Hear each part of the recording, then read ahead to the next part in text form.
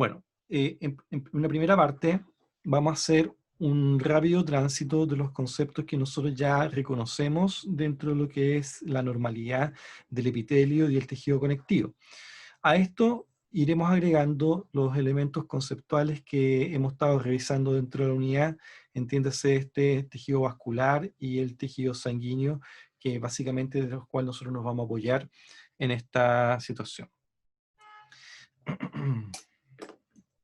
Bien, pues, entonces lo que tenemos acá dibujado en la primera parte sería el espacio donde nosotros vamos a dibujar el epitelio, y después tendríamos las áreas correspondientes al tejido conectivo subyacente. Esto, como lo había dicho hace un ratito, vamos a pasarlo con cierta rapidez, ya que los elementos de los conceptos ya los tenemos presentes. Entonces recordaremos que el epitelio de revestimiento que tenemos acá corresponde a un epitelio plano pluriestratificado queratinizado, y para ello recrearemos las células que lo componen regularmente. Aquí nosotros tenemos entonces al queratinocito en el estrato basal, donde es una célula predominantemente de aspecto cuboidal. El núcleo suele ser bastante más grande, y también tiene una tinción más tendiente a la basofilia. Acá me queda un poquito rosado en realidad, pero en realidad debería ser más por el lado de la basofilia, dado que tiene mayor actividad mitótica. Entonces vamos a hacer inmediatamente ese ajuste.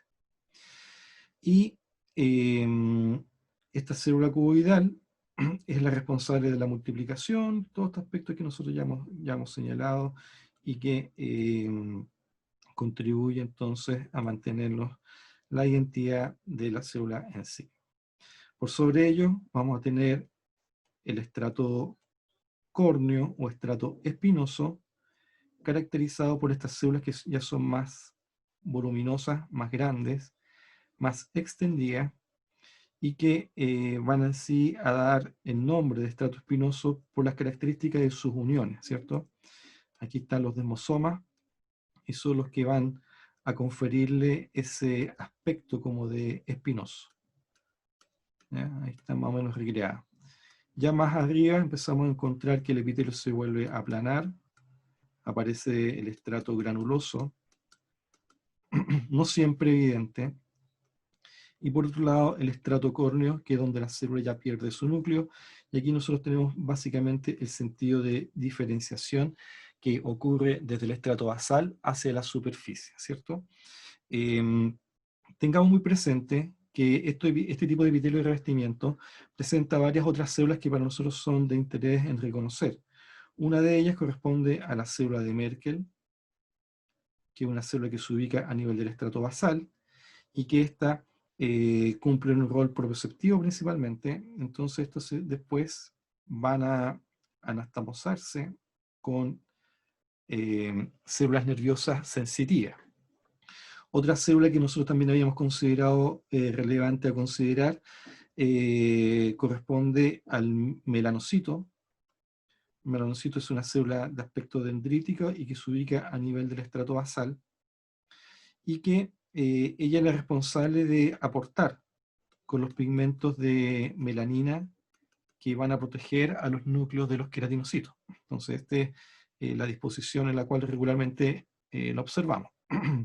Y otra célula que reside dentro del epitelio corresponde a la célula de Langerhans, ¿cierto?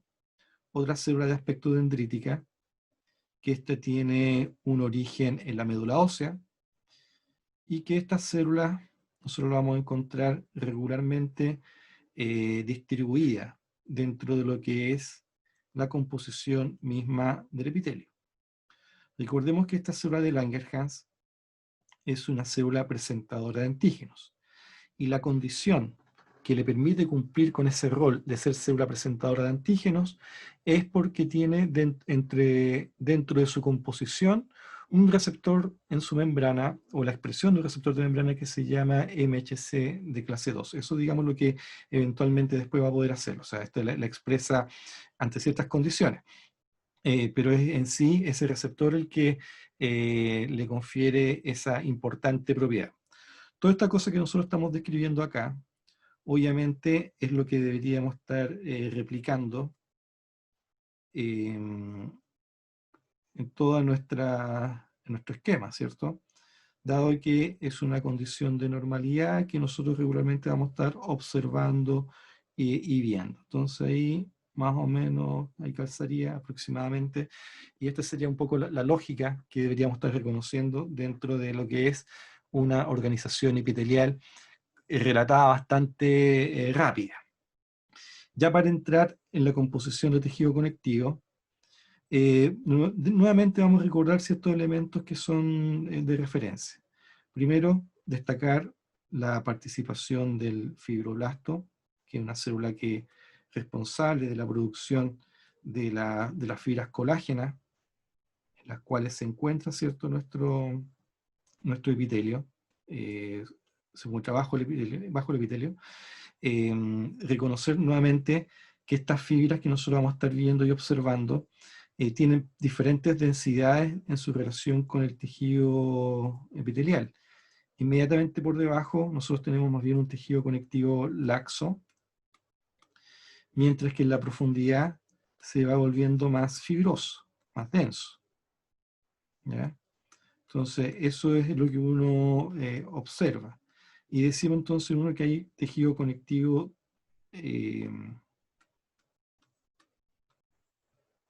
tejido conectivo probablemente tal laxo y el otro tejido conectivo denso irregular. Entonces aquí más o menos lo que estamos viendo. En esta misma situación, siguiendo describiendo aspectos propios de la normalidad, vamos a reconocer la presencia de diferentes células. Entre ellos, células de la serie blanca, que son residentes, y aquí vamos a tener un linfocito con su núcleo grande, escaso citoplasma. También vamos a tener macrófagos, célula más grande, ¿cierto?, con su núcleo de aspecto arrellonado. Y también una célula que cumple numerosos roles de interés es el mastocito, que lo vamos a dibujar acá, un poquito más grande.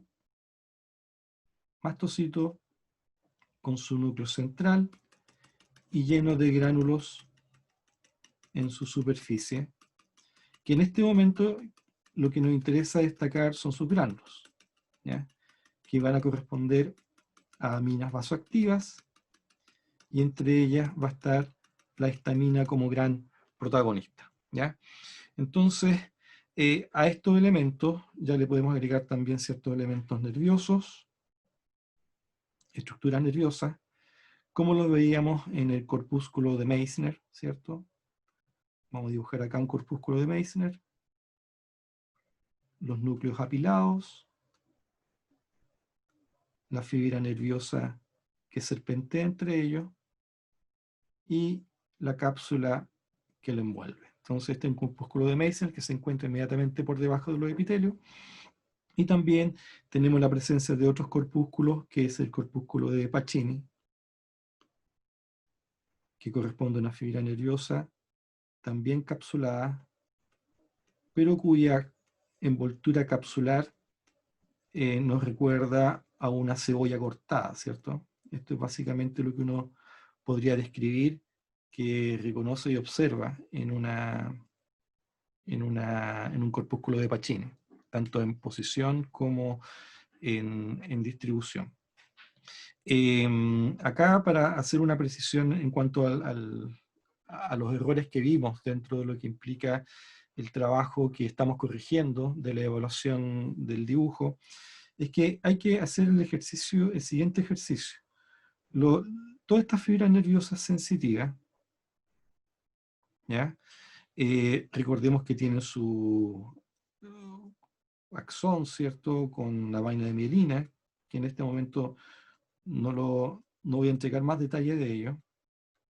Ahí me quedó bien, muy feo. Vamos a hacerlo de nuevo. Entonces tiene la vaina de mielina, ahí está un poquito más organizado. Esto supuestamente lo encontramos a lo largo de toda la fibra. Pero algo que nosotros esperábamos revisar y que no apareció dentro de lo que implica en varias de las respuestas, era de que lo que nosotros estamos visibilizando en sentido estricto es que acá se está conformando un nervio, el nervio sensitivo.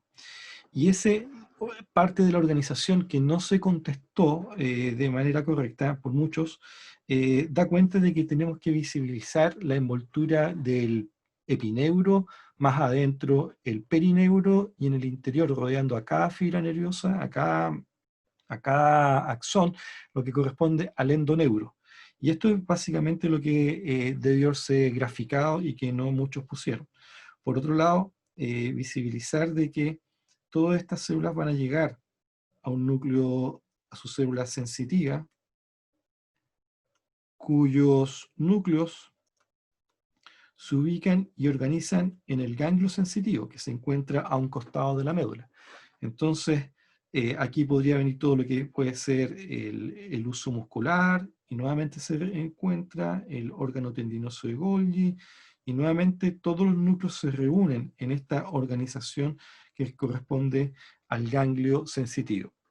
Esto pocos lo hicieron y era algo que estábamos esperando que se desarrollara. Así que eso un poco para aclarar de la necesidad de incluir esto, porque básicamente lo que nosotros vamos a encontrar dentro de nuestro ejercicio clínico, nosotros vamos a trabajar con nervios. En realidad, nosotros cuando vamos a poner una técnica anestésica es para llegar a un nervio. Cuando hablamos del nervio dentario inferior o anestesiar ese nervio, tenemos que llegar a esta estructura nerviosa, a la que acabamos de explicar, ¿ya? Bueno, aquí tenemos entonces, nuevamente sintetizando los elementos que hemos estado describiendo del tejido conectivo, tenemos al fibroblasto, célula, el linfocito, el macrófago, el mastocito. Y ya para entrar de acuerdo al tema que nos convoca en esta unidad, era relevante describir también lo que es el vaso sanguíneo, con ya un poquito más de precisión de lo que habíamos dicho anteriormente. Entonces vamos a dibujar la célula endotelial, que va a estar acá limitando una luz estrecha, ¿cierto? Para caracterizar lo que nosotros bien podríamos reconocer como un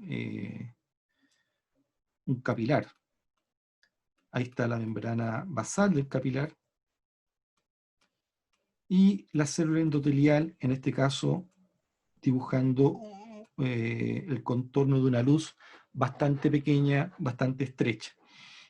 En esta misma situación, importante reconocer la composición, la cual va a estar en su interior presente, que va a corresponder al plasma sanguíneo, rico en proteínas, rico en agua, y también a los elementos formes de la sangre.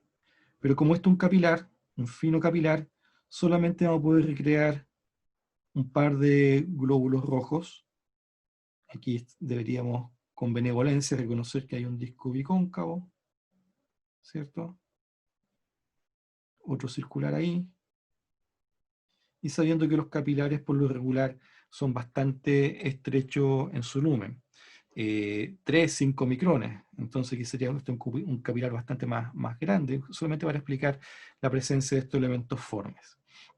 Otra forma en la cual nosotros podríamos caracterizar el capilar sería a través de un corte más bien longitudinal que vamos a poner inmediatamente por debajo. Supongamos que esto corresponde al contorno de una célula endotelial,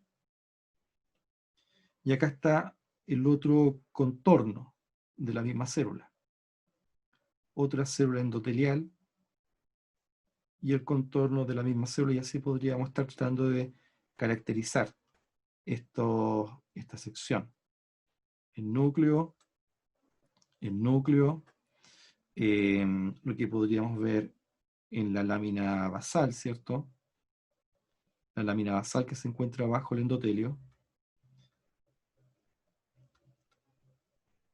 Es importante que nosotros retengamos estos conceptos, estos principios que son tan transversales, tan básicos.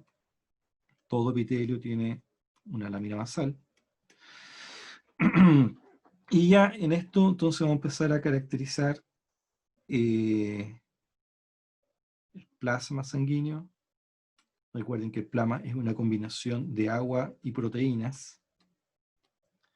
Proteínas entre los que se encuentran factores de la coagulación, sistema del complemento, globulinas, albúmina. Y acá ahora vamos a dibujar los elementos formes. Vamos a seguir dibujando en este caso glóbulos rojos. Vamos a dibujar algunos glóbulos rojos. Y ahí me salió una sangre azul. Y tenemos los glóbulos rojos entonces ahí dispuestos y distribuidos. Si se fijan, el concepto de la distribución de los glóbulos rojos, en este caso de todos los elementos formes de la sangre, es siguiendo un eje central dentro de la luz del vaso. Es decir, por fuera del vaso sanguíneo, o más bien, en la periferia de la luz, ahí se encuentra circulando nada más que plasma, ¿ya? Entonces hay una columna central donde se distribuyen los elementos de la sangre. Y acá obviamente ya podemos agregar, dado que disponemos de más espacio, de células características, como lo que podríamos ser un polimorfo nuclear neutrófilo, y también un linfocito. También podemos agregar la presencia de las plaquetas, que vamos a ponerlos aquí, a ver si me sale. Ahí tenemos plaquetas, algunas poquitas plaquetas.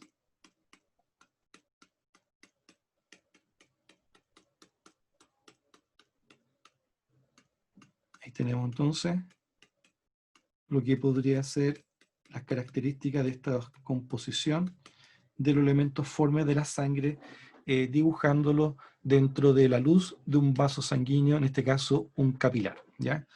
Podríamos poner plaquetas también acá para que no los extrayemos dentro de lo que es los elementos formes de la sangre. Y a esto podemos agregar también la presencia del pericito. Se recordarán ustedes del pericito, que es una célula más bien que tiene una vocación muscular, ¿cierto?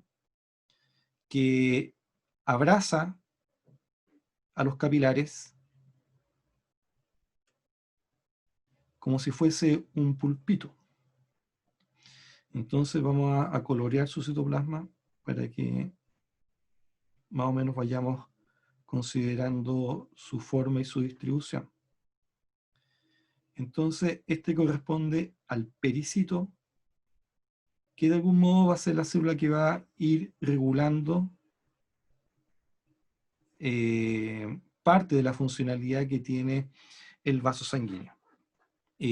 Perfectamente bien podríamos dibujar un pericito en torno al capilar que pusimos acá. Y el pericito va a estar ahí abrazándolo, envolviéndolo, como enrollándose. Entonces, ahí tenemos ya elementos de la sangre y elementos de los vasos sanguíneos que nosotros podemos estar reconociendo y describiendo. Si nosotros nos vamos más a la profundidad, podríamos hacer el ejercicio para poder caracterizar lo que sería una arteria muscular o una arteriola. Vamos a caracterizar una arteriola ahora.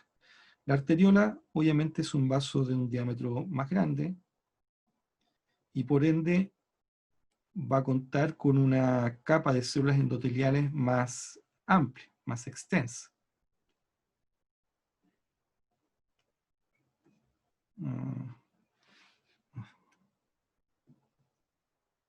Esto principalmente porque la luz, el diámetro del vaso es mayor. Entonces, como es un vaso de mayor calibre, vamos a encontrar el requerimiento va a tener la necesidad de contar con más células endoteliales. Ya por fuera de esto, nuevamente vamos a caracterizar la lámina basal que tiene este epitelio plano simple, y por fuera de ello podemos dibujar también lo que podríamos reconocer como la capa muscular de células lisas.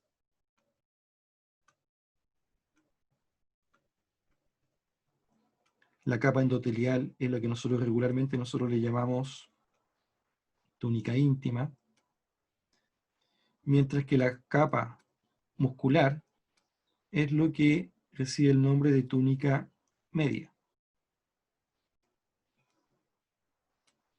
Y esta túnica media, en el caso de las arteriolas, que es lo que estamos dibujando acá, obviamente va a ser la que le va a conferir la capacidad de contracción, que era una de las preguntas que hacía el doctor Moreno dentro del formulario.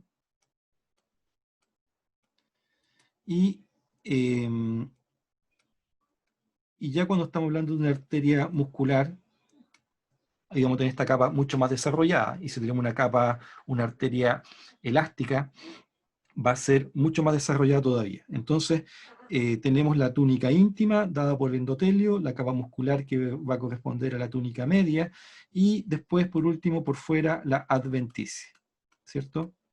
Que nuevamente van a ser fibras de colágeno, laxo, envolviendo por fuera todo esto. Y obviamente, en el interior de todas estas cosas, vamos a encontrar las células sanguíneas circulando en torno a ella. Vamos a ver si podemos. Ahí. Vamos a poner ahí células de la sangre ahí circulando. Obviamente tienen que ser eh, ocupando toda la luz, ¿cierto?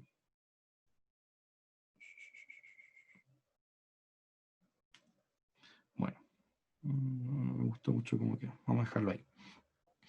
Entonces, a medida que entramos más en la profundidad del vaso sanguíneo, los vasos van cambiando de calibre, por eso las arterias musculares se encuentran mucho más en la profundidad y así podemos ir reconociendo diferentes condiciones en las cuales vemos y vamos caracterizando a los vasos sanguíneos probablemente tales. Entonces, lo que acabamos de escribir es lo que bien podríamos reconocer como condiciones de normalidad. ¿Ya? Epitelio, células. Recuerden que estas células no están flotando, sino que se encuentran ancladas a través de proteínas a estas estructuras.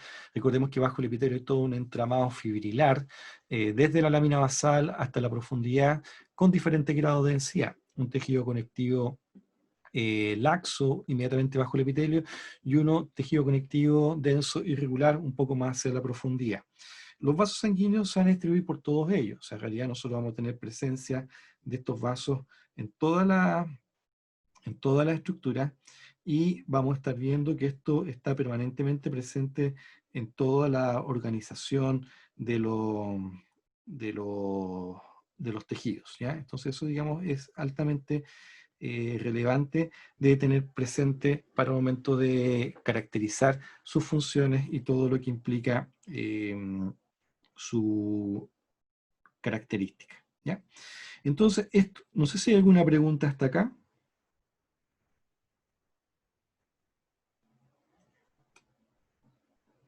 ¿Ya? Como no hay preguntas, ahora vamos a hablar de lo que nos interesa desde un punto de vista instrumental. Para que nosotros reconozcamos ciertos aspectos en torno a la inflamación, es interesante que también hagamos el ejercicio de reconocer cuáles son las características que uno regularmente observa cuando uno ve un tejido inflamado. Todos hemos pasado alguna vez por alguna inflamación. Se nos ha inflamado parte de la piel, hasta la encía eventualmente. Y todo esto tiene una serie de características que son bastante comunes y bastante transversales. Si me pica un bicho, el tejido se me inflama. Si yo me tuerzo una articulación, el tejido se inflama. Y si me entra alguna infección, también voy a tener una inflamación. Entonces, la pregunta que yo le hago a usted, ¿qué características uno observa en la inflamación? ¿Qué es lo que uno ve cuando uno está examinando un tejido inflamado? ¿Qué me pueden compartir ustedes de ello?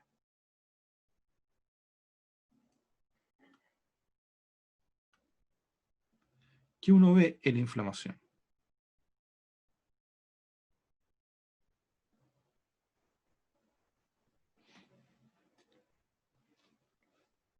Vamos, jóvenes, la idea es que opinen y participen. ¿Color rojizo? En el chat. Sí, yo no puedo ver el chat en este momento, así que ojalá puedan participar ahí a voz. Efectivamente, el color rojizo es algo que aparece, ¿cierto? Aquí están opinando también el aumento de volumen, están diciendo, efectivamente.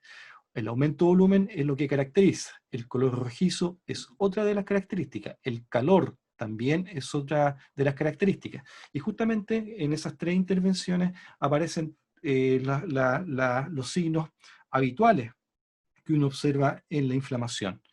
Al aumento de volumen uno le dice tumor. Entonces es un signo cardinal de la inflamación, el tumor. El calor es otro signo cardinal. El enrojecimiento o rubor es otro signo cardinal y el cuarto signo cardinal es el dolor. Entonces, donde hay inflamación hay aumento de volumen, enrojecimiento, calor y dolor. Entonces, ahora lo que vamos a hacer es tratar de llevar un poco la explicación de qué es lo que está ocurriendo en un proceso inflamatorio y cómo participan todas estas células para explicarnos ese fenómeno. Entonces, para ello, vamos a partir señalando que la inflamación generalmente parte y se desencadena cuando hay un evento que genera algún tipo de ruptura o pérdida de integridad del epitelio. En general, si uno piensa en una picadura de insecto, lo que hace la picadura del bicho es penetrar y romper el tejido conectivo para enviar sus toxinas parte de su composición, su enzima, lo que sea, al tejido conectivo. Eh, También podemos considerar que lesiones que pueden generar algún trauma eh, pueden también obviamente generar una pérdida de la integridad y de la continuidad del epitelio. Entonces, acá viene un concepto que es de suyo también muy necesario de mantener, que la primera barrera defensiva corresponde al epitelio. El epitelio es la primera elemento de defensa que el cuerpo cuenta y por ende cuando se ve vulnerado o se ve eh, destruido, esto va a implicar que el sistema inmunológico ha sido superado en su primera barrera de contención. El epitelio nos protege, el epitelio nos defiende. Y esto es para ampliar también lo que implica las características del sistema inmunológico. Generalmente cuando uno habla o piensa en sistema inmune, suele restringirlo solo a las células de la serie blanca, es decir, a la acción que tienen los leucocitos o glóbulos blancos. En realidad, la serie blanca, su principal función en el sistema inmune es ser parte del sistema inmune. Sin embargo, hay otros elementos que también son importantes actores, entre ellos los epitelios. Todos los epitelios corresponden a la primera barrera del sistema inmunológico, y eso se le llama inmunidad natural, que te defienden contra todo. Porque acá tenemos que visibilizar de que nosotros por fuera tenemos una cantidad de gérmenes que tienen ansiedad por entrar a nuestro tejido. Entonces nosotros acá tenemos bacterias que están contenidas afuera y que no penetran. Entonces nosotros tenemos bacterias de diferentes formas, pero el epitelio las mantiene ahí, las mantiene a raya.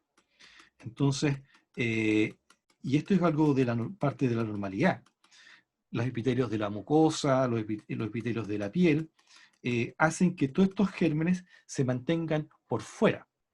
Entonces, cuando nosotros tenemos una condición en la cual el epitelio pierde su integridad, vamos a suponer acá que hay una condición de injuria o de trauma, el epitelio deja de cumplir entonces este sellado. Entonces, ¿cuáles son las dos consecuencias naturales que suceden? Al momento de perder esta capacidad de protección, las bacterias que antes estaban afuera, ahora pueden entrar. ¿Ya? Entonces, una situación que nosotros antes no teníamos, ahora aparece esta condición ahí presente.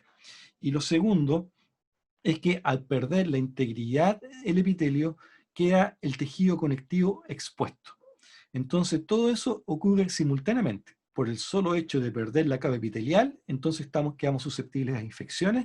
Y por otro lado, el tejido conectivo, que antes lo manteníamos en condiciones estériles, como lo vemos acá, en esta zona aquí todo este tejido está estéril, sin ninguna bacteria, se ve vulnerable y susceptible para que se pueda infectar, contaminar y por ende desarrollar. Entonces, como está esta condición de la primera barrera del sistema inmune superado y vulnerado, entonces el cuerpo reacciona generando una respuesta inflamatoria.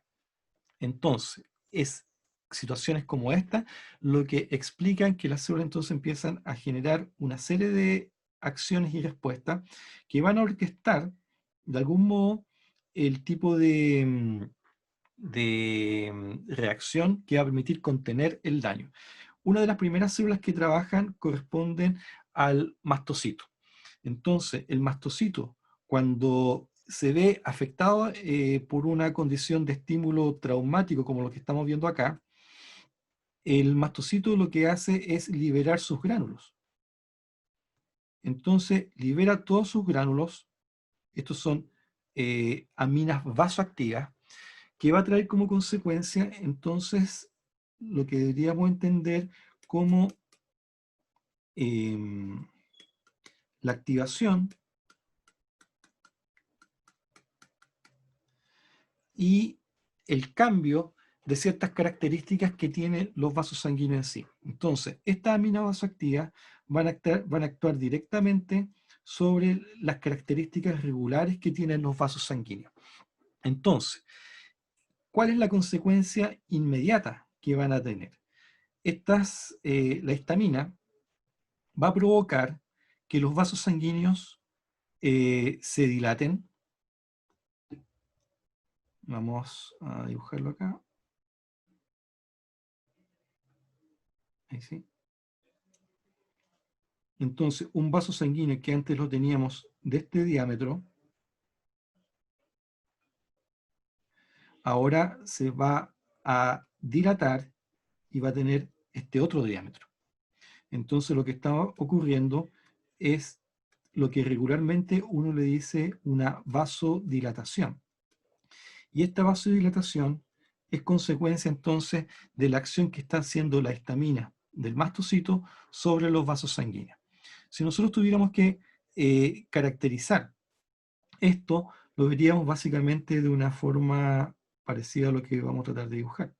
Entonces vemos un vaso sanguíneo de un mayor diámetro, una luz más aumentada, si lo comparamos con lo que tenemos en esta parte del esquema, si lo comparamos con eso, tenemos un diámetro más aumentado, y ocurre un segundo fenómeno que corresponde al aumento de la permeabilidad vascular. Entonces, tenemos la vasodilatación, que ya la describimos, y el aumento de la permeabilidad vascular. Este cambio en las condiciones que nosotros estamos observando va a ser que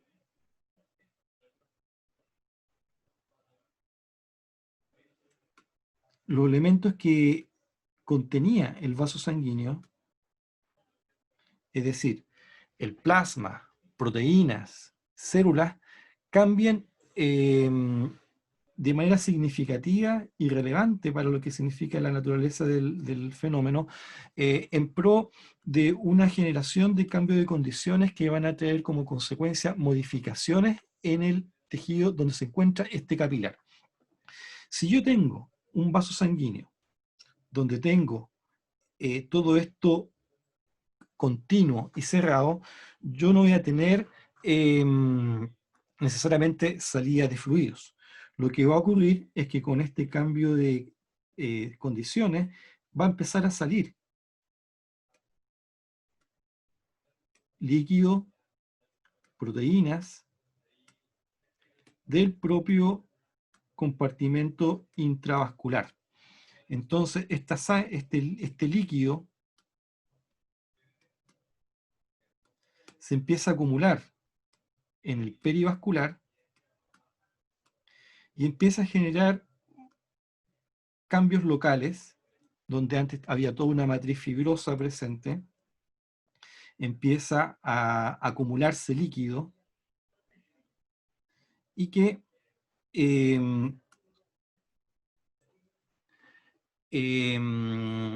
empieza de algún modo a explicar lo que más adelante vamos a reconocer como el aumento de volumen. ¿Por qué aumenta de volumen? Porque la sangre está, el líquido que compone la sangre, es decir, el plasma, está saliendo del intravascular al extravascular. Entonces, ese, digamos, sería una de las primeras acciones que vamos a estar viendo, la salida de líquidos del intravascular al extravascular. Ahí y ahí. Una segunda reacción que sucede es que las células blancas que antes circulaban en el centro, entiéndase todos los elementos formes que circulaban antes en el centro, ahora empiezan a marginarse. Entonces vamos a darnos cuenta de que las células que antes tenían un sentido de traslado en un eje central del vaso sanguíneo, empiezan a ubicarse en la superficie interna de este vaso. A este proceso se le llama marginación leucocitaria, ¿ya? Que es una de las partes importantes dentro de lo que ocurre en el proceso de la inflamación.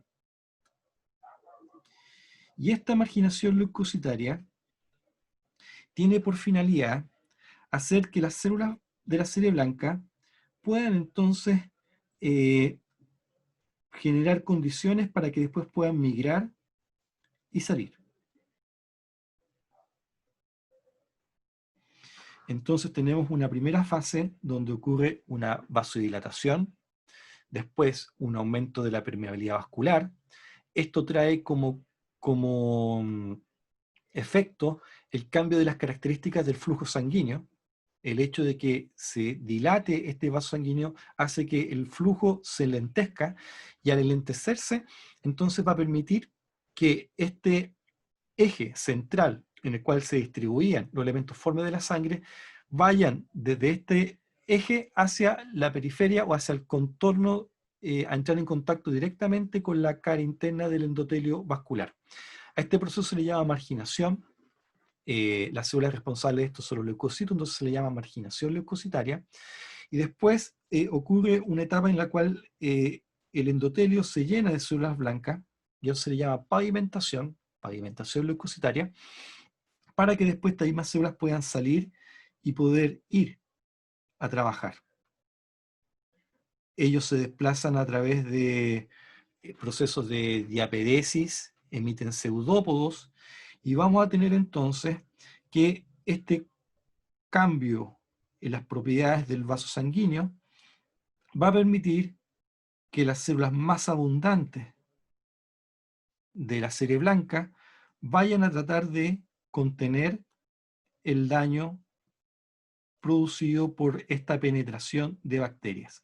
Recordemos que el polimorfo nuclear neutrófilo es una célula fagocítica, que tiene por finalidad ingerir, destruir al agente agresor.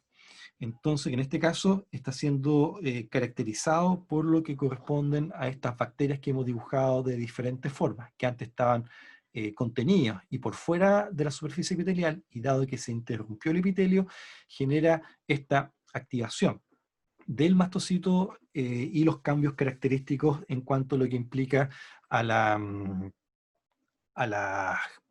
a los cambios dimensionales que tienen los vasos sanguíneos y todo ello. Y le voy a pedir, por favor, que cuando tengan alguna pregunta me lo hagan ahí a voz, porque me cuesta estar mirando el chat, dibujando y ver eso. O sea, por tercera vez que les Profe, pido la misma indicación, ¿ya? cuando Ahora habló sí. de migración, Sí, ¿cuáles células migraban? ya, cuando hablamos de, en realidad, no dije migración, directamente migración, dije primero marginación, marginación leucocitaria. Y esta Sí. marginación leucocitaria es la que hace que las células que están ubicadas primero en el torrente sanguíneo, en el eje central, vayan hacia a la superficie directamente en contacto con el epitelio. Recuerden que esta disposición que nosotros estamos dibujando en este momento, en esta zona de acá, a ver, lo que estamos dibujando en esta zona es muy distinto a la disposición que tenían en esta otra zona.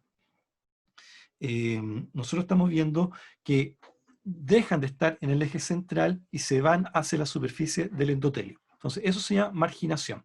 Después, cuando tenemos un conjunto de células blancas tapizando el interior del endotelio, a ese se le llama pavimentación leucocitaria, que corresponde a este cambio morfológico que ocurre, que es transitorio, que es circunstancial, en el endotelio donde está ocurriendo el proceso inflamatorio, ¿ya? Entonces, marginación, pavimentación leucocitaria. Y después, una vez que ha ocurrido ambas fases, entonces esta célula blanca va a querer salir, va a querer desplazarse. ¿Para qué? Para ir a defenderte. Entonces, y ahí es cuando hablamos de la diapedesis, de la, de la generación de pseudópodos para que la célula pueda desplazarse y al llegar al sitio donde tienen que estar presentes estas células. Como ven, estamos hablando de una cantidad de cambios que nacen desde lo que es la activación del mastocito, principalmente como uno de los principales desencadenantes de la respuesta inflamatoria, y cómo genera cambios en el vaso sanguíneo para que aquí entonces puedan ocurrir toda esta serie de fenómenos que hemos estado describiendo. Si no hay este condicionamiento por las aminas vasoactivas, no ocurre nada de lo que estamos diciendo hasta el momento, ¿ya? Entonces, aquí tenemos entonces lo que implica los cambios dimensionales que tiene el vaso sanguíneo. Perfecto. Profe, ¿por Dígame. qué sigo sin entender a qué se refiere con la pavimentación? Ya, mire. Primero hay que entender qué es un pavimento. El pavimento se refiere a esta estructura de ingeniería civil para poder cubrir un camino. Primero yo tengo un camino de tierra y cuando yo quiero pavimentarlo pongo cemento, ¿sí? O si no le pongo asfalto. Eso es una pavimentación. En este caso lo que ocurre es que hay un pavimento pero de células blancas que están tapizando el interior del vaso sanguíneo. ¿Ya? ¿Se entiende? ¿Se entiende, no? Entonces, recubren esa superficie interna como si fuese un pavimento, ¿ya? Entonces aquí lo que tenemos que hacer es el ejercicio de pensar en qué es un pavimento y llevarlo a lo que implica este, este concepto de lo que es la inflamación. Bueno, vamos a hacer esta misma descripción en el corte lateral. Nosotros habíamos descrito lo que ocurría en el vaso sanguíneo y vamos a poner ahora un capilar dilatado, vamos a suponer que está aquí dilatado, y vamos a ir replicando en términos generales los mismos conceptos que acabamos de describir. Entonces hay una vasodilatación. Esta vasodilatación trae como consecuencia una redistribución de los elementos de la sangre. Vamos a seguir con la sangre, obviamente, ahí. Ahí sí. Vamos a tener los glóbulos rojos presentes, pero los que cambian principalmente en lo que implica su proceso de distribución corresponden a los leucocitos. Entonces los leucocitos se ubican ya a nivel de la superficie interna del vaso, y entonces a esta primera fase se le llama marginación leucocitaria. Aquí estoy dibujando yo lo que podríamos entender como linfocito. Ahora voy a dibujar un polimorfo nuclear neutrófilo. Entonces, está ocurriendo que células que antes teníamos dispuestas en el centro empiezan a marginarse. Se marginan del eje central para irse hacia la cara interna del vaso. Por otro lado, vamos a tener también de que este conjunto de células en algún momento va a ocurrir que va a estar todo cubierto por células blancas. ¿Por qué? Porque las condiciones de inflamación activadas hace que esto sea necesario, que salgan células blancas. Y cuando tenemos este tapiz interno ya más abundante de células blancas, ahí se le llama pavimentación. Se pavimentó el interior de células blancas. Eso es básicamente lo que ocurrió. Ahora bien, la finalidad de lo que implica estas dos etapas de marginación y pavimentación no es marginarse ni pavimentar el endotelio. Lo que busca es generar condiciones para que la célula después pueda salir y pueda migrar.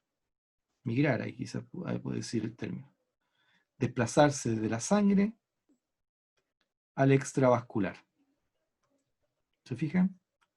Entonces tenemos la sección de un corte más bien transversal y lo que podemos observar en un corte longitudinal. Nuevamente, tener presente que esto corresponde a estructuras con líquido, que hay proteínas, y estos mismos líquidos y proteínas son los que salen. Y esto genera cambios en las condiciones de ese tejido conectivo que subyacía al epitelio probablemente tal. Entonces hace que se vuelva un poco más laxo, le resta un poco la densidad que tenía. ¿Y para qué creen que ocurre eso? ¿Para qué le resta densidad? Justamente para que las células blancas puedan desplazarse de mejor modo. ¿Por qué necesito que se desplacen de mejor modo? Porque tienen que ir a defendernos en torno a ese agente agresor que está invadiendo el tejido conectivo. ¿Bien? Entonces, nuevamente, para explicar y reconocer elementos propios de la respuesta inflamatoria, es fundamental entender las características y las funciones que cumple el epitelio. Es fundamental entender las características del tejido conectivo, la composición de los mastocitos, las características del endotelio, las características del flujo sanguíneo y todo lo que va o lo que tiene que ocurrir por este cambio de condiciones locales para que las células blancas entonces puedan salir a defendernos, ¿ya? Esto para empezar a explicar la respuesta inflamatoria. Tengamos presente y recordemos que la célula de Langerhans es una célula que tiene capacidad de migración. De hecho, es una célula que no se genera en los epitelios, se genera en la médula ósea, con el tejido hematopoyético. Entonces, esta célula viene de la médula y se inserta en los tejidos conectivos. ¿Por qué? Porque es una célula que es parte de la vigilancia y va a estar alerta ante cualquier condición de agresión. Y aquí está ocurriendo justamente una condición de agresión. Entonces, cuando el estímulo ha provocado la pérdida de la integridad del epitelio y ha activado al mastocito, la célula de Langerhans sale y va también a cumplir un rol en la fagocitosis. Se va a meter allá. ¿Por qué? Porque esa es su vocación. Vamos a recortarlo un poquito más ajustado. Entonces, esta célula blanca va a salir y, vamos a ver,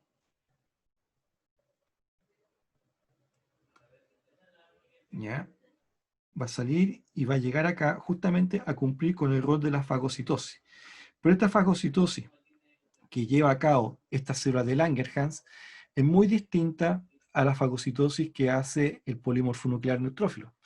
En realidad no es que sean distintas, pero hace una cosa que el polimorfo nuclear no puede hacer. Es decir, el polimorfo nuclear neutrófilo, cuando va a defenderte, va y trata de destruir a este agente agresor. La célula presentadora de antígenos lo que hace es, va, destruye, pero selecciona ciertos elementos para que ésta después pueda reconocer el sistema inmunológico adaptativo y pueda llevar esta información al linfocito T, que es la célula que va a poder reconocer. Entonces viene para acá, está fagocitando, y una vez que reconoce a las moléculas, va y se las va a llevar a presentar al linfocito T en el ganglio linfático donde corresponde, que fue algo que adelantamos en el capítulo anterior, ¿ya? Así que eso para que lo tengamos presente. Pero eso lo vamos a ver después con mayor atención en la respuesta inmune, la organización de los ganglios linfáticos y cómo esto empieza también a orquestarse con esa parte. Aquí estamos hablando de la respuesta inflamatoria principalmente.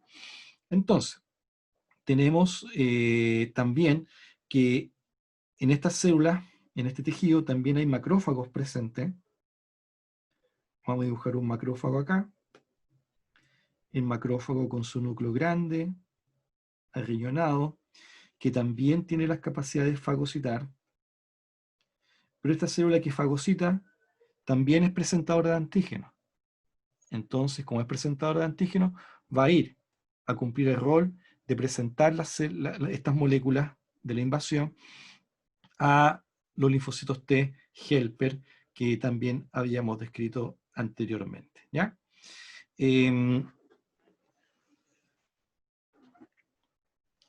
Otro elemento que conviene tener también presente, que nos va a ayudar a explicar ciertas cosas en cuanto al dolor, es que dentro de las terminaciones nerviosas que tenemos, de las tipos sensitivas, además de las que hemos dicho, de la célula de Merkel, del corpúsculo de Meissner y del corpúsculo de Pacini, también tenemos terminaciones nerviosas libres. Y cuando hablamos de terminaciones nerviosas libres, nos referimos a extremos de neuronas que no tienen una envoltura fibrosa como los tienen los corpúsculos descritos. Recuerden que los corpúsculos son terminaciones nerviosas que tienen una envoltura. Hay otras que no tienen envoltura, y las que no tienen envoltura son estas terminaciones nerviosas libres como las que estamos dibujando acá. Y estas terminaciones libres son terminaciones de vías dolorosas. Entonces, cuando está ocurriendo esto, toda esta reacción de las aminas, también las aminas van a activar a las vías sensitivas y va a generar esta señalización de dolor, la cual después va a ser conducida al sistema nervioso central para que sea interpretada de manera adecuada y por ende generar las acciones propias de lo que es una acción de protección. Recordemos que el dolor lo que busca es iniciar una respuesta defensiva. Si me duele, yo dejo de exponer esa zona dolorosa. Si a mí me duele, yo dejo de ejercer funciones con ella justamente para limitar y acotar el daño, ¿ya? ¿Preguntas hasta acá?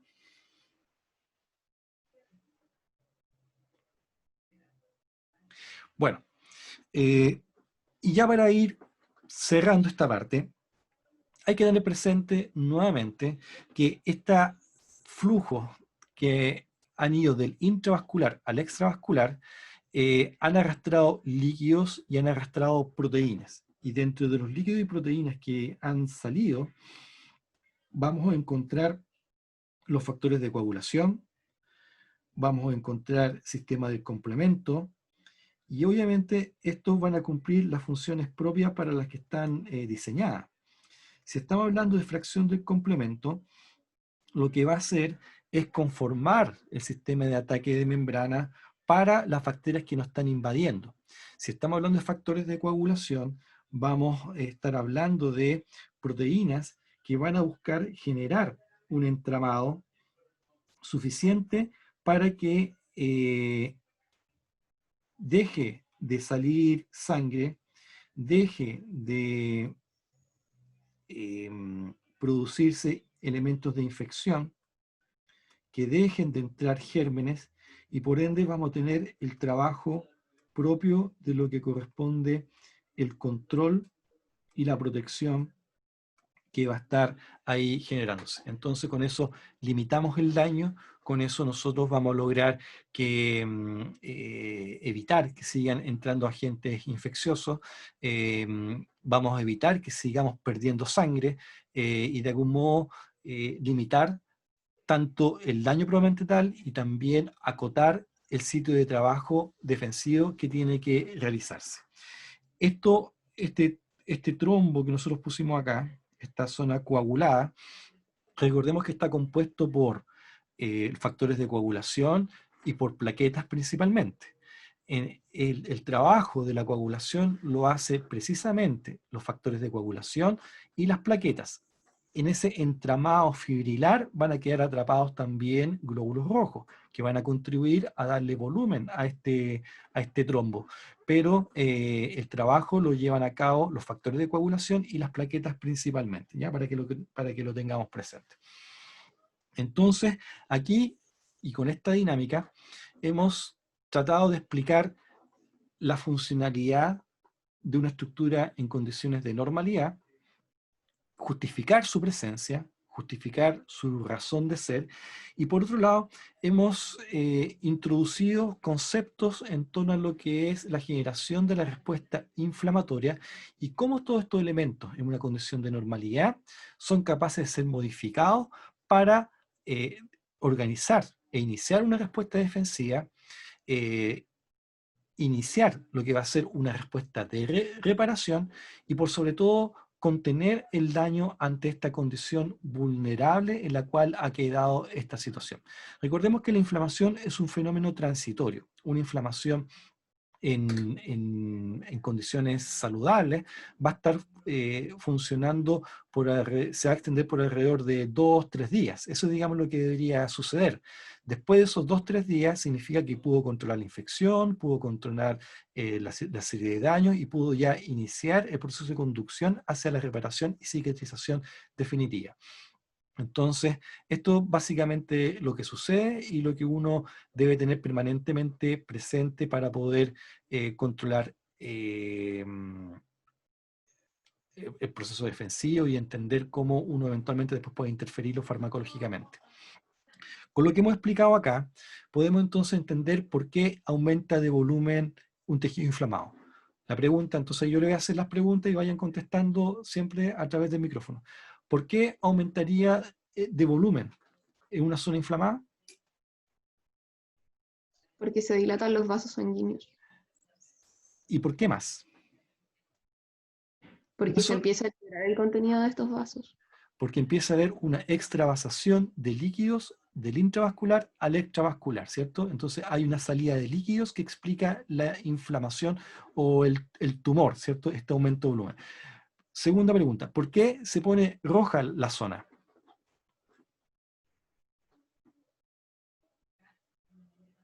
¿Por la liberación de plaquetas y del factor de coagulación? ¿O no? No, ¿No? Bueno, ok.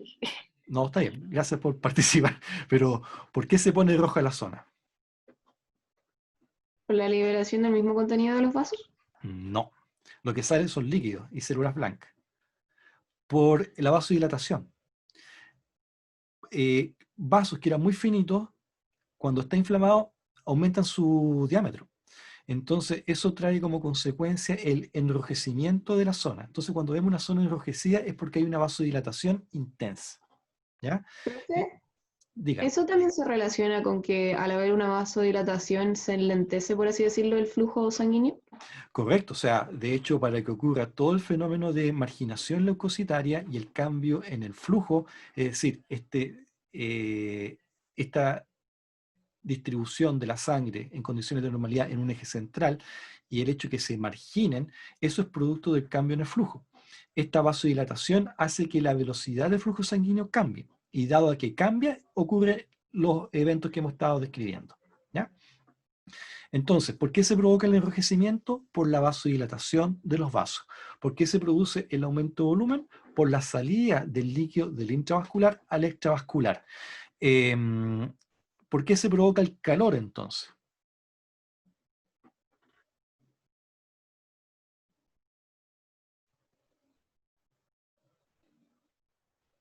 ¿Por qué se provocaría el calor?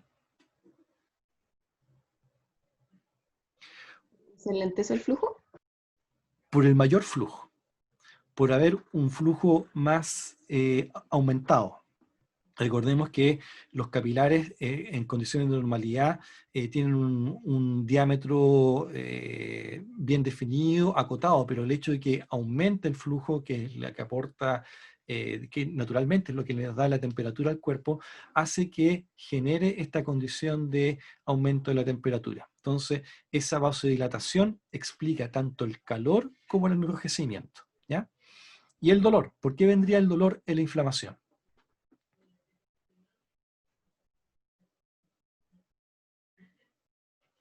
¿Por qué vendría el dolor? ¿Cómo Porque la misma dilatación va a pasar a llevar esos pequeños nervios que están encargados de transmitir, por así decirlo, la sensación del dolor.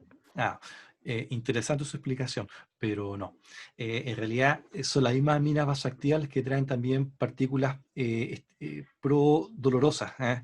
Traen partículas que estimulan las vías del dolor. Entonces, este mastocito que nosotros tenemos ahí en el centro y que habíamos puesto como iniciador de la respuesta, libera gránulos que también van a ser estimulantes de las vías nerviosas. Es como si liberara un pequeño neurotransmisor para que se desencadena el estímulo probablemente tal de la activación de esa terminación nerviosa libre, principalmente las terminaciones nerviosas libres. Recordemos que cuando estamos hablando de una condición de trauma, también está provocando ruptura de fibras. Hay células que se rompen, células que se mueren. Poquitas, dependiendo de la magnitud del daño, o muchas si es muy grande. Pero todo eso también empieza a liberar proteínas, libera otros elementos, y entre ellos van a escuchar más adelante, por ejemplo, la sustancia P, que es un estimulante de vías del dolor. Entonces vamos a tener amina vasoactiva, vamos a tener otro tipo de proteínas que van a activar vías dolorosas, y de ahí vamos a tener entonces la explicación de lo que corresponde la activación del dolor. Entonces, con todos estos elementos que hemos estado enumerando, reconocemos por qué hay calor, rubor, dolor y también el calor característico. Entonces, eso, digamos, es lo que deberíamos de reconocer dentro de la respuesta inflamatoria y cómo los elementos celulares que hemos estado aquí describiendo nos ayudan a reconocer toda esta condición. Bien, lo último, y dado que lo vimos nosotros anteriormente, solo es necesario tener presente que tanto los linfocitos, tanto las células de Langerhans, como lo que nosotros vemos también en los macrófagos, estas células después van a viajar vía linfática, ¿ya? Y vía linfática van a llegar al ganglio linfático probablemente tal. El ganglio linfático también tiene una apertura. Y este ganglio linfático, ahí vamos a encontrar presente los linfocitos T, ¿ya?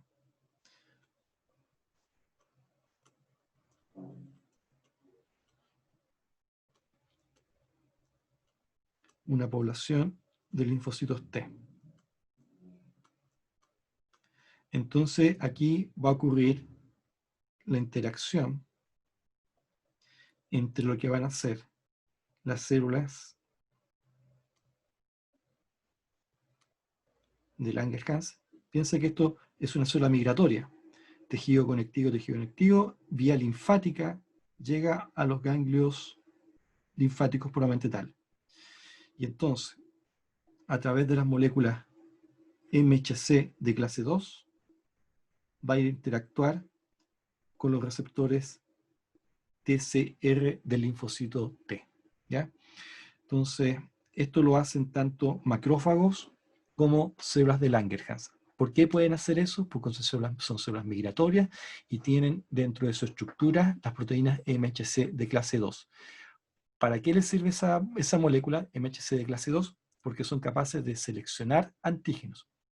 Y a su vez, a través de antígenos seleccionados, pueden presentárselos a los linfocitos T probablemente tal. Entonces lo que estamos viendo acá es todo un proceso de presentación de antígenos dado por la célula de Langerhans al linfocito T. La célula de Lange representa el MHC de clase 2 y el linfocito T puede reconocerlo a través de su receptor TCR. ¿Ya? Y con ello, entonces, estamos terminando esta sesión. Preguntas, jóvenes. Preguntas.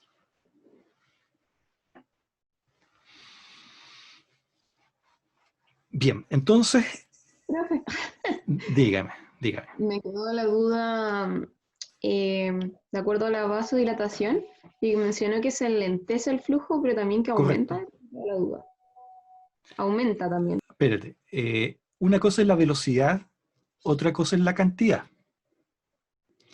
Cuando tú hablas de flujo sanguíneo, tú dices, estamos hablando de desplazamiento, ¿ya? Entonces, desde ese punto de vista, la velocidad del flujo sanguíneo se enlentece. Lo que se enlentece es el flujo. Pero la cantidad, el caudal, aumenta. Y cuando nosotros hablamos de caudal, tenemos que reconocer la sección, ¿cierto? Nosotros hablamos de un caudal acá y un caudal aumentado acá. ¿Mm? Entonces la cantidad de ml que circulan en un capilar no inflamado versus lo que circula en un capilar dilatado es mayor. Es más lento, pero es más voluminoso. ¿Ya? ¿Más preguntas? Profe, Dígame. ¿el sistema del complemento actuaba sobre células dañadas o patógenos Patógenos. para eliminarlos, Para eliminarlo. cierto? Eso cuando se activa de manera directa. Hay otro sistema de activación que es mediado por inmunoglobulinas, ¿ya? Que ese cuento no lo he contado todavía. ¿M? De hecho, usted podría contarlo, ¿eh? Porque después de estos linfocitos T, recuerden que van a activar a linfocitos B. Los linfocitos B se van a diferenciar y van a transformarse en células plasmáticas. Las células plasmáticas van a producir inmunoglobulinas y después las inmunoglobulinas van a volver vía sanguínea y van a ir a trabajar nuevamente en este tejido inflamado. Y ahí va a ser otra vía en la cual se va a activar el complemento. Entonces hay una activación directa sobre las bacterias y otra activación mediada por inmunoglobulinas. Pero la idea es destruir agente patógeno. Profe, esta migración que van a generar los leucocitos se denominaba diapedesis.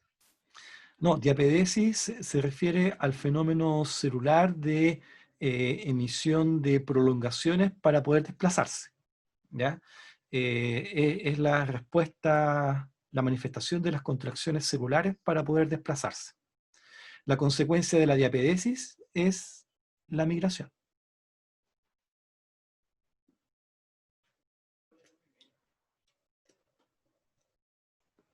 Una última observación. ¿El cartílago se puede inflamar? Sí, ¿Por qué? porque tiene células. No. Respuesta ¿No? incorrecta. Porque no tiene irrigación sanguínea. No ¿verdad? tiene irrigación. Como ven, es fundamental para explicar el fenómeno inflamatorio, es que esto es un fenómeno de tejido vascularizado. Entonces, lo que se inflama es el tejido conectivo. Eventualmente podríamos tener una pericondritis, una inflamación del pericondrio, ¿ya? Pero no del cartílago en sí. Por otro lado, el epitelio tampoco se inflama, porque es un tejido avascular. Lo que se inflama es el tejido conectivo bajo el epitelio. Y cuando hablamos, por ejemplo, de inflamación de tejido nervioso, nuevamente lo que se inflama no es la fibra nerviosa, sino que el tejido conectivo que rodea a la vaina de tejido nervioso, el tejido que rodea a la vaina de tejido muscular. Porque lo que es fundamental para que ocurra la inflamación es la presencia de vasos sanguíneos. ¿Y por dónde circula el vaso sanguíneo? A través del tejido conectivo. Entonces, es eso lo que se inflama, ¿ya? Bien, pues jóvenes, para nosotros era muy relevante darle este ejercicio dinámico a la histología, porque como ven, aquí lo que hemos visto es que las células se han ido moviendo, han ido degranulando, han ido cambiando de forma, y eso nos permite a nosotros reconocer las diferentes funciones que en sí cumplen dentro de este tejido. Nuevamente, destacar que la inflamación es una respuesta fisiológica necesaria y que, como ven, es fundamental para iniciar la respuesta defensiva y después lo que va a ser la respuesta reparativa. Para que ocurra ella, debe de haber inflamación. Entonces, tenemos que tener un especial respeto ante la acción inflamatoria y también atender después lo que significan los cuidados en torno a ella. Así es que, de algún modo, estamos adelantando algunos conceptos que con mayor profundidad lo vamos a ver en segundo año, pero nuevamente, en este contexto de mayor dinamismo, para explicar la estructura de la histología, lo estimamos súper útil, necesario y pertinente. Entonces, ya pueden interpretar la respuesta inflamatoria cuando les pique un bicho, cuando tengan una herida, y ya saben qué es lo que va a estar pasando con sus células.